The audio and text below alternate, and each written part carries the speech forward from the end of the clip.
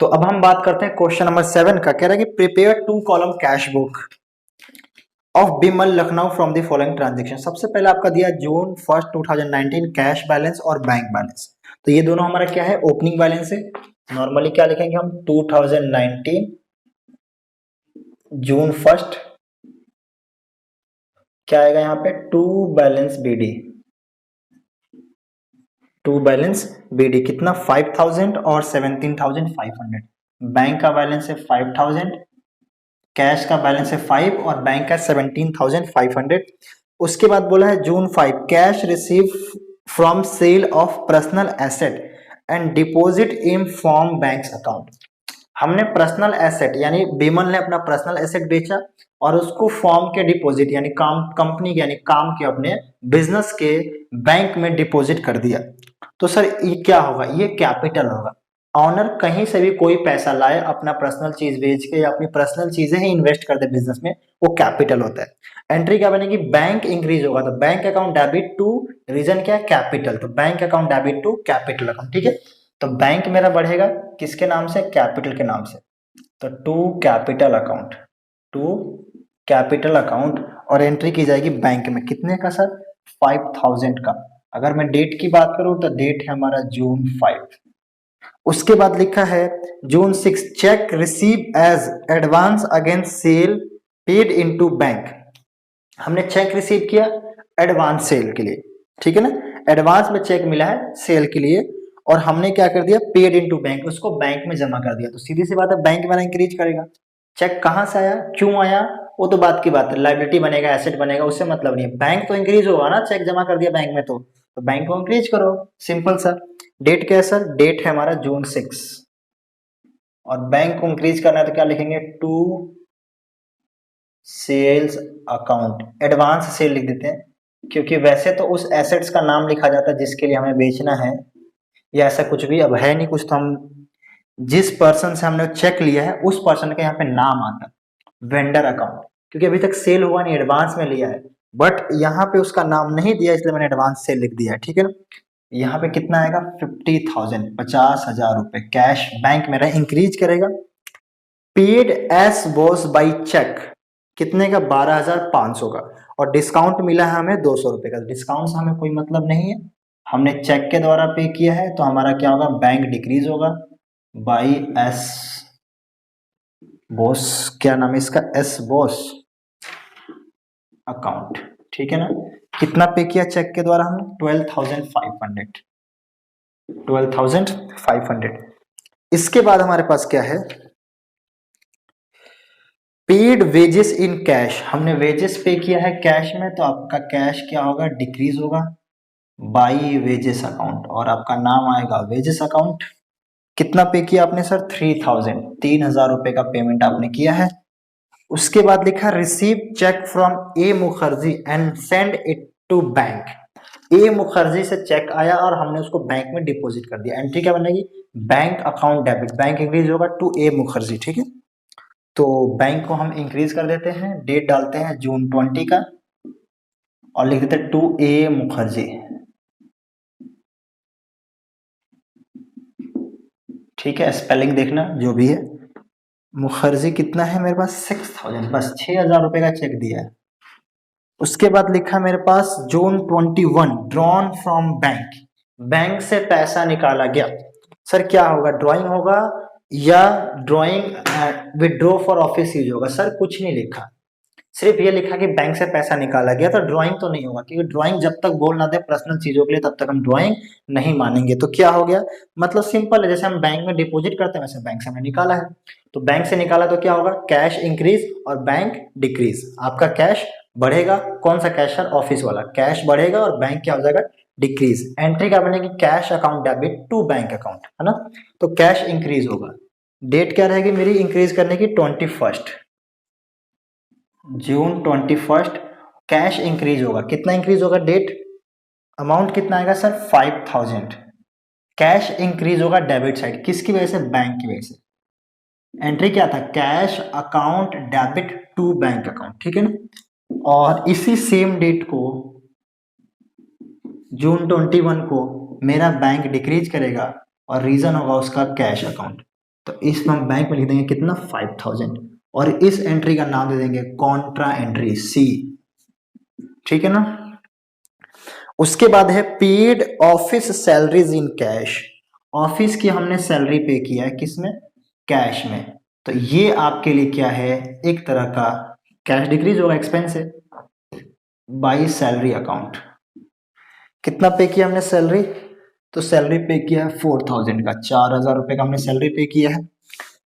उसके बाद है sold goods cash and bank the same, हमने कैश में सामान बेचा है और उसको बैंक में डिपॉजिट कर दिया, बैंक में डिपॉजिट कर दिया। तो अब तुम चाहो तो इसकी दो एंट्री बना सकते हो, चाहो तो दो एंट्री बना सकते हो। कौन सा, एक तो cash account debit to sale account, पैसा आया सेल से और फिर उसको बैंक में जमा किया, तो bank account debit to cash account, ठीक है।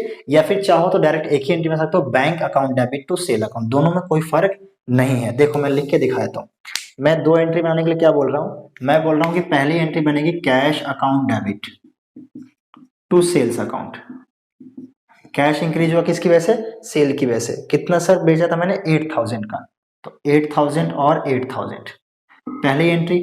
दूसरी एंट्री क्या बोला, कैश सेल तो किया है एंड बैंक द सेम, मैंने सेम अमाउंट मैंने बैंक में डिपॉजिट कर दिया, तो दूसरी एंट्री क्या बनेगी, bank account debit, bank account debit to cash account, कितने का, 8000 का और 8000 का। पहले बेचा, कैश इंक्रीज हुआ सेल की वजह से और फिर कैश डिक्रीज हो गया बैंक से, मतलब कैश जितना इंक्रीज हो रहा है उतना ही डिक्रीज हो रहा है, मतलब कैश तो कुछ हुआ नहीं, डेबिट क्या हो गया, bank account debit to sales account. या फिर इस दोनों के कंबाइन करके आप एक ही एंट्री बना सकते हो और इस एंट्री का नाम दे देंगे bank account debit to sales account, आपकी जो मर्जी।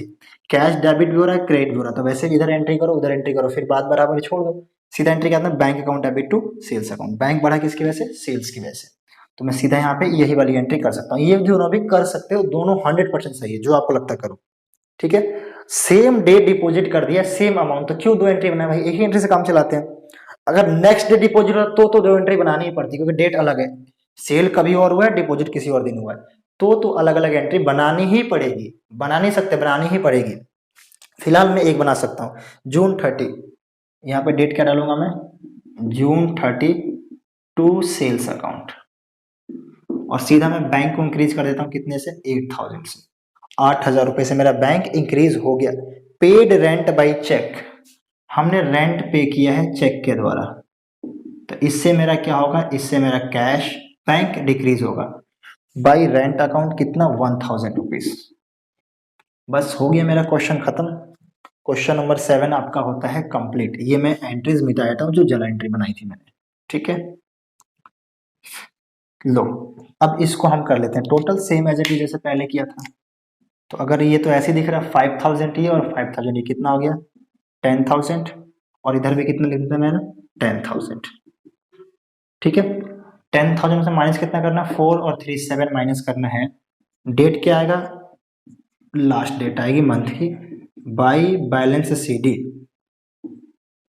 10 में से 7 का कितना है, 3000 मेरा कैश का बैलेंस आ रहा है।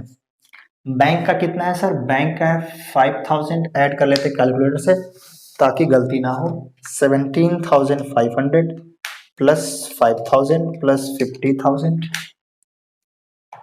6000 और 8000, टोटल आ रहा है यहाँ पे 86,500, ठीक है।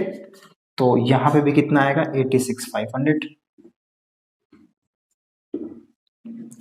86,500 माइनस करो 12,500 माइनस 6,000, तो आपका आ रहा है टोटल 68,000 का बैलेंस सीडी इसका आ रहा है। एक बार हम आंसर देख लेते हैं, 68,000 और 3,000, ठीक है। तो ये आपका होता है क्वेश्चन नंबर 7 कंप्लीट 100%, ठीक है। अब हम लोग बात करते हैं क्वेश्चन नंबर 8 की। एक क्वेश्चन और करेंगे इस पार्ट में, फिर बाकी क्वेश्चन अगले पार्ट में। कितने क्वेश्चन है टोटल, 16 क्वेश्चन है, ठीक है। तो 8 एक क्वेश्चन और कर लेते हैं, क्वेश्चन नंबर 8, फिर बाकी के जो क्वेश्चन हो जाएंगे नेक्स्ट पार्ट में। नेक्स्ट पार्ट भी मैं अभी अपलोड कर दूंगा, कम से कम 2 वीडियो रोज तो अपलोड करनी ही करनी है, ठीक है। चलो अब क्वेश्चन नंबर 8 की बात करते हैं। कह रहा है कि prepare 2 column cash book from following transaction of मानी कोची। मानी कोई कोची का आदमी है, मानी नाम का, और इसका हमें डबल कॉलम कैश बुक बनाना है। एज इट इज वैसे ही कैश बैंक इंक्रीज होगा डेबिट और कैश बैंक डिक्रीज होगा तो क्रेडिट। सबसे पहले लिखा है कैश इन हैंड 15,000 और कैश एट बैंक 5,000। क्या लिखोगे? डेट है 2020 मार्च 1 to balance BD. To balance BD कितना? 15,000 और 5,000। तो ये आएगा मेरा 15,000 और यहाँ आएगा 5,000। उसके बाद है मेरे पास परचेज गुड्स फॉर कैश। हमने कैश में गुड्स खरीदा है तो इससे क्या होगा? तो इससे सर हमारा कैश डिक्रीज होगा। तो क्या लिखा जाएगा? By purchase account. लिखा है कैश में खरीदा है 6720 और कैश डिस्काउंट मिला है 220 का। ध्यान देना, कैश डिस्काउंट मिलने का मतलब ये नहीं कैश मिला है। कैश डिस्काउंट मिलने का मतलब ये है कि उतना पैसा कम कर दिया गया। तो नेट पेमेंट कितना हुआ है? Goods purchase for cash, cash हमने खरीदा है 6720 का और रिसीव कैश डिस्काउंट 220। यानी जो मेरा गुड्स था उसकी प्राइस कितनी थी? तो सर हमने जो गुड्स खरीदी थी उसकी प्राइस थी 6720। उन्होंने उसमें से 220 रुपए का हमें डिस्काउंट दे दिया है। यानी हमने नेट पेमेंट उनको कितना किया होगा कैश में? तो नेट पेमेंट किया होगा 6600। ठीक है ना? तो मेरा पेमेंट कितना हुआ? पेमेंट तो 6600 रुपये हुआ ना। तो 6600 यानी 6600 तो ही गया होगा ना। जितना पैसा आपका गया है वो मेरा पेमेंट में आ जाएगा। कितना आएगा? 6600। आई होप आपको समझ में आ रहा हो। नहीं आ रहा तो कमेंट करके पूछ लो। डिपॉजिट इन बैंक, हमने 5,000 रुपये बैंक में डिपॉजिट कर दिए। सर पैसा आया कहाँ से? ऑनर लाया है क्या? तब तो bank account debit to capital होगा, लेकिन यहाँ कहीं लिखा तो है नहीं कहाँ से आया। कहीं से नहीं लिखा तो क्या मतलब? फिर पैसा आया कहाँ से? मतलब सिंपल सी बात है कि ऑफिस का कैश यानी बिजनेस का कैश बैंक में जमा कर दिया। एंट्री क्या बनेगी? बैंक इंक्रीज होगा, बिजनेस का कैश डिक्रीज होगा। यानी क्या एंट्री बनेगा? Bank account debit to cash account. Bank बढ़ाओ और कैश को डिक्रीज करो। तो बैंक बढ़ाना मेरे को कितना बढ़ाना बैंक? सर 5,000। ठीक है, तो एंट्री क्या बनेगी? To cash account. यही एंट्री है ना, bank account debit to cash account March 5। और इधर क्या करूंगा मैं? इधर मैं बैंक कैश को डिक्रीज कर दूंगा। किसके नाम से? By bank account. कितना डिक्रीज किया? 5,000। इस एंट्री को हम बोल देंगे कॉन्ट्रा एंट्री। ठीक है सर। इसके बाद हमारे पास है 7 कैश सेल्स। हमने सेल किया है कैश में, तो कैश सेल हमारे लिए क्या है? हमारे लिए कैश इंक्रीज करेगा टू सेल्स अकाउंट। कितना? 10,000। 10,000 रुपए का हमने सेल किया है तो 10,000 यहां लिख दो। उसके बाद क्या है? Cash withdrawn from bank. Bank से पैसा निकाला गया, पर्सनल यूज के लिए नहीं, कहीं भी नहीं लिखा पर्सनल के लिए, तो यानी ऑफिस के लिए। जैसे हमने ये डिपॉजिट किया था 5,000, वैसे हमने 2,000 रुपये निकाला है। तो एंट्री क्या बनेगी अब देखो, अब ऑफिस का कैश इंक्रीज करेगा और बैंक डिक्रीज, यानी cash account debit to bank account. तो मैं कैश को इंक्रीज कर देता हूं और किसका नाम लिखूंगा इंक्रीज कर देता? मैं कैश का, बैंक का। कैश अकाउंट क्या हुआ? Debit to bank account. और बैंक को मैं डिक्रीज कर दूंगा सेम अमाउंट से, और इस एंट्री को हम क्या बोल देंगे? Contra entry. ठीक है, तो यहाँ पे आएगा मार्च 10 और क्या लिखा जाएगा? By cash account. कितना? 2,000। बैंक डिक्रीज और कैश इंक्रीज, और एंट्री का नाम क्या है? Contra entry. उसके बाद बोला हुआ है कैश विड्रॉन हो गया। Receive 3 month post dated cheque 20,000 from Raj and discounted from bank paying discounting charges 750। ध्यान से सुनना, क्या बोला है? कह रहा कि हमने एक चेक रिसीव किया जिसपे 3 महीने का टाइम था। कितने महीने का टाइम था? 3 महीने का। अब हमने उसको बैंक से डिस्काउंट करा लिया। तो ये वर्ड है ना डिस्काउंटिंग, है ना, चेक डिस्काउंट, चेक को डिस्काउंट कराना, या discounting bills of exchange. Bills of exchange cheque के अंदर कवर, मतलब बिल्स ऑफ एक्सचेंज में चेक भी कवर होता है। बिल को डिस्काउंट कराना, चेक को डिस्काउंट कराना, बिल्स ऑफ एक्सचेंज को डिस्काउंट कराना, इस वर्ड का मतलब क्या होता है? डिस्काउंट का मतलब क्या होता है? ये समझना पड़ेगा आपको। देखो समझाता हूं क्या मतलब इसका। जो मैंने चेक रिसीव किया है 3 महीने का टाइम था और अमाउंट कितना था, ये ऐसे ड्रॉप कर रहा हूं मैं, 20,000 रुपीज का अमाउंट था। कितने का था? 20,000 रुपए का वो चेक था, टाइम था 3 महीने बाद। तो मैं अगर उसको बैंक में डिपॉजिट भी करता तो मेरे को तुरंत तो पैसे नहीं मिलते, 3 महीने बाद मिलते। मैंने कहा बैंक से, मैंने कहा भाई बैंक एक काम कर, ये 20,000 का चेक ले और मुझे अभी पैसे दे दे। बैंक कहेगा कि अच्छा तुम ही बैठे हो तो चला, 20,000 रुपए का चेक तुमसे लूं और 20,000 रुपए अभी दे दूं और मुझे मिलेंगे 3 महीने बाद, तो मुझे क्या मिलेगा बीच में? 3 महीने के लिए मैं तुम्हें फ्री में पैसे दे दूं, मुझे क्या मिलेगा? तो मैंने कहा फिर, तो बैंक ने कहा एक काम करो, इस चेक को डिस्काउंट करा लो हमसे। मैंने कहा डिस्काउंट का क्या मतलब होता है? बैंक कहता देख इधर देख, ये चेक मुझे दे दे और मैं तुम्हें 20,000 में कुछ चार्जेस काट के, डिडक्ट करके कुछ पेमेंट तुम्हें कर देता हूं। जो चार्ज काटूंगा वो मेरा डिस्काउंटिंग चार्जेस, यानी जो मैं चार्ज कम करूंगा उसको मैं बोलूंगा डिस्काउंटिंग चार्जेस। लेट सपोज मैंने बैंक को 20,000 रुपए दिए, बैंक ने मुझे 18,000 थमा दिए, ये ले जा, और 2,000 रुपए मैंने काट लिया। मैंने कहा 2,000 क्यों काटे? तो कह रहा है कि इसी को बोलते हैं डिस्काउंटिंग चार्जेस, यानी तुमने चेक को डिस्काउंट करा लिया, यानी डिस्काउंट पे उसको इशू क्या करते हैं, हिंदी में जो बोलते हैं डिस्काउंट पे भजा लिया, मतलब पर्ची देके पैसे ले लिया, कुछ कमी ले लिया लेकिन ले लिया जल्दी जल्दी। तो 2,000 रुपए बैंक को डिस्काउंटिंग चार्जेस मिला, जो बैंक के लिए इनकम है और मेरे लिए एक तरह से दिखा जाए तो एक्सपेंस है या लॉस है। ठीक है, अब इसमें फायदा क्या? बैंक को 2,000 रुपए का, अगला पार्टी उसको 20,000 दे देगा, तो बैंक को 2,000 रुपए बेनिफिट होगा। सर अगले पार्टी ने नहीं दिया तो डिसऑनर हो जाएगा, फिर बैंक इससे ही 20 लेगा, बैंक लेगा ही 20। अगर ये रिटर्न भी करेगा तो 20 लेगा इससे, अगर चेक का पैसा नहीं आया तो जिससे डिस्काउंट कराया है उससे 20,000 रुपए ले लेगा, तो बैंक को 2,000 का तो बेनिफिट है, उसे 2,000 को डिस्काउंटिंग चार्जेस बोलते हैं और इसी प्रोसेस को डिस्काउंटिंग ऑफ चेक बोलते हैं, चेक को डिस्काउंट करा लेना। तो सर ये चार्जेस क्या होते हैं? फिक्स होते हैं, फिक्स भी होते हैं, मंथली के हिसाब से कुछ रेट लगे होते हैं। जैसे कि यहाँ पे देखो क्या बोला हुआ है, बोला है कि 750 रुपए का डिस्काउंट चार्जेस काट लिया बैंक ने। सिंपल सी बात है, 750। अगर ये भी बोल सकता था कि 10% पर एनम है, यानी पूरे साल का 10%, यानी 2,000 रुपए, और टाइम कितना तुम्हारे पास? 3 महीने का, तो कितना 1,000 रुपए हो गया मेरे पास? 400 रुपए, 400 ही होगा ना, 4×25 500 रुपए, 3 महीने का 500 रुपए हो गया डिस्काउंटिंग चार्जेस। कैसे? तो वो रेट उठ दिया होगा तो निकाल सकते हैं। फिलहाल यहाँ पे एंट्री क्या बनेगी? तो यहाँ पे सर एंट्री बन जाएगी डिस्काउंट कराने की, चेक डिस्काउंट कराने की, बैंक अकाउंट डेबिट। बैंक में कितना पैसा आएगा? 750 तो उसने डिस्काउंट करा लिया था, तो आएगा 19,250।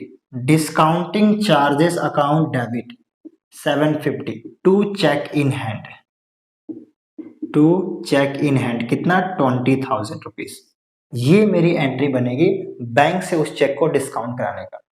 जब हम रिसीव करेंगे तो एंट्री बनेगी cheque in hand account debit to, जिसका नाम है, क्या नाम है, किससे रिसीव किया हमने? Raj. Bank cheque in hand account debit to Raj account, पहली एंट्री। दूसरी एंट्री क्या बनेगी?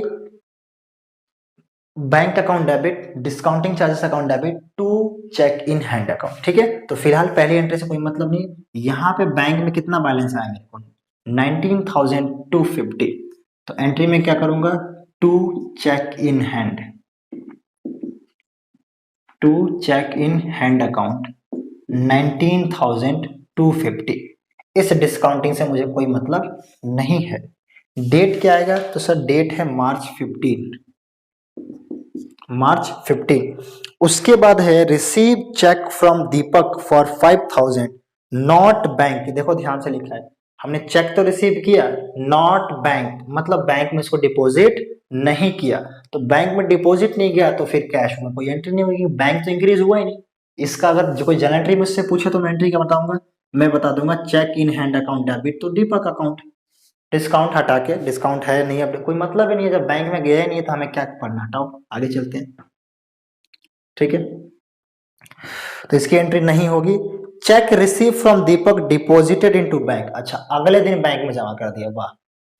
तो अगले दिन जब बैंक में जमा करेगा तो अगले दिन पैसा आएगा बैंक में, तो क्या करेंगे? हमने cheque receive from Deepak for 5,000, 5,000 रुपए के लिए हमने उससे चेक रिसीव किया। Check receive from Deepak for 5,000 and allowed discount 200। अब देखो ध्यान से, यहाँ पे बहुत ध्यान से सुनना मेरी बात, कोई बता सकता मुझे कमेंट करके कि चेक कितने का आया है? अगर आपके पास बुक है तो बुक निकाल लो। और मार्च 18 को मैं ये कोई बता सकता कि जो मार्च 18 को कितने रुपए का चेक आया है? 5,000 का या 4800 का? क्या लिखा है? रिसीव चेक फ्रॉम दीपक, दीपक से चेक हमने लिया फॉर ₹5,000, फॉर ₹5,000 और नॉट बैंक, बैंक में जमा नहीं किया, और अलाउड डिस्काउंट 200, यानी 5,000 रुपए का चेक हमने ले लिया 200 का डिस्काउंट देके, यानी टोटल ड्यू 5200 होगा। चेक तो 5,000 का आया है, 4800 का डिस्काउंट माइनस नहीं करना, चेक 5,000 का आ गया है, डिस्काउंट काट के आएगा चेक हमेशा। ये नहीं है कि चेक से 200 रुपये वापस फाड़ के दो उसको। तो हम लोग एंट्री कर देते हैं यहाँ पे। एंट्री कितना करेंगे? 5,000 का, मार्च 20, और क्या लिखूंगा मैं? To cheque in hand, cheque in hand. Entry बनी थी bank account, cheque in hand account debit to Deepak account, फिर बना था क्या बनेगा? Bank account debit to cheque in hand account, यानी बैंक अकाउंट डेबिट होगा मार्च 20 को, जब उसने बैंक में डिपॉजिट कर दिया दीपक वाला चेक। डिपॉजिट कितने का किया होगा? 5,000 का, जितने का चेक आया उतने का डिपॉजिट हो गया। सर उसके बाद क्या है? उसके बाद है paid to Chandra by cheque 2500 and receive 100 rupees discount.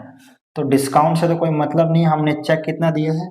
तो चेक दिया चंद्रा को बाई चंद्रा अकाउंट, कितने का? 2500 का। तो इससे मेरा कैश बैंक डिक्रीज होगा, मैंने क्रेडिट साइड एंट्री इसकी कर दी। उसके बाद क्या लिखा? Withdrawn from bank for personal use, हमने पर्सनल यूज के लिए बैंक से पैसा निकाला, तो ड्रॉइंग है कैश, इससे क्या होगा? डिक्रीज होगा। कितने का सर? 1,000 रुपीज, 1,000 रुपये हमने निकाला है। और अगर मैं डेट की बात करूं तो डेट है 28। यार ये डेट बहुत दिक्कत है, डेट ही ना दिया हो तो।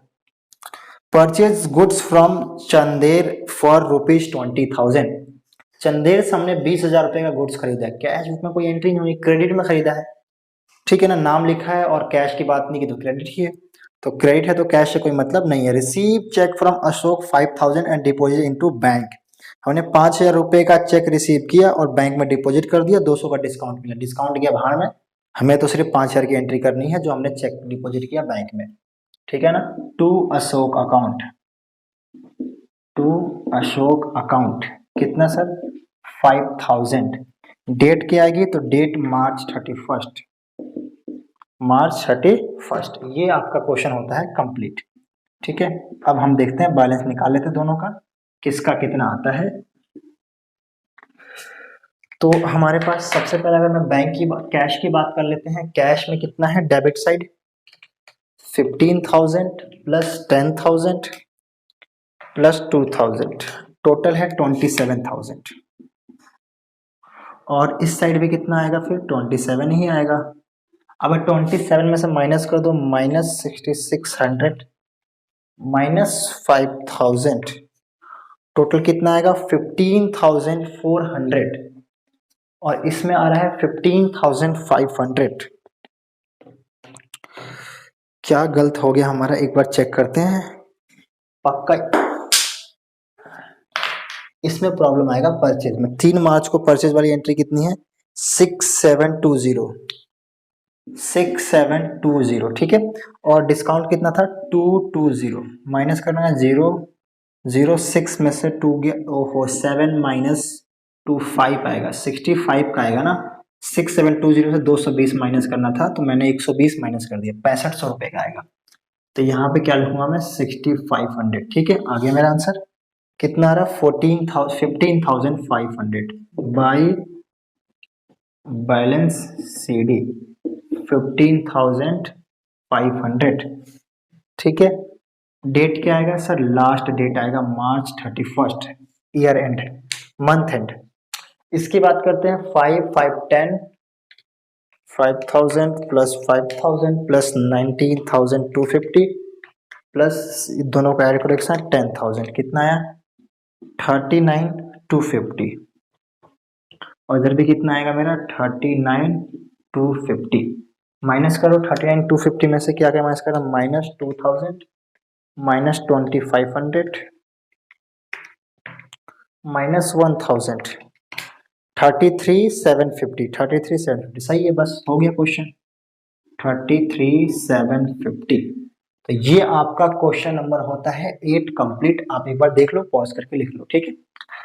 तो आई होप आपको ये वीडियो अच्छी लगी हो। अगर आपके लिए वीडियो हेल्पफुल है तो यार प्लीज इस चैनल को सब्सक्राइब कर लो और हमें भी सपोर्ट करो। और कोई डाउट है, कोई दिक्कत है तो आप कमेंट में पूछ सकते हो। Thank you so much. Share जरूर करना, जितना शेयर कर सकते हो शेयर करो, हमें भी सपोर्ट करो, हम भी आपको सपोर्ट करेंगे पूरा पूरा। मिलता हूँ मैं आपसे नेक्स्ट वीडियो में। अगले वीडियो में बाकी के जो नेक्स्ट क्वेश्चन है उसको मैं कराऊंगा। Thank you so much.